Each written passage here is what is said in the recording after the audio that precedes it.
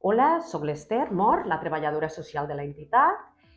Jo soc la persona que rebo totes les demandes i soc la porta d'entrada quan una persona té un dubte sobre salut mental, contacte primer amb mi. Atenem tant a persones afectades amb un trastorn mental com a les seves famílies. Tenim l'atenció social, que seria l'assessorament, l'acompanyament, l'escolta a les famílies. Després tenim també l'Escola de Famílies. És un projecte que es fa cada any, on és un espai on cada setmana parlem d'una temàtica diferent. Té una durada d'uns 3 mesos aproximadament i aquí les famílies poden preguntar al professional tots els dubtes que tinguin relacionats amb la salut mental. A nivell psicològic, tenim l'atenció psicològica individual.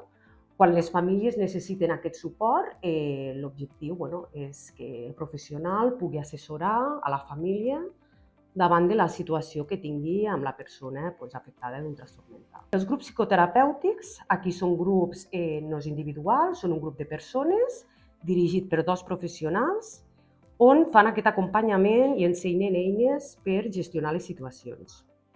També tenim a part els grups d'ajuda mútua. Són reunions periòdiques, quinzenalment, on es reuneixen un grup de persones. Actualment en tenim de familiars i també en tenim de persones afectades amb un trastorn mental. Aquí l'objectiu és compartir experiències i ajudar-se entre ells. Un dels altres serveis que oferim també és el lleure familiar.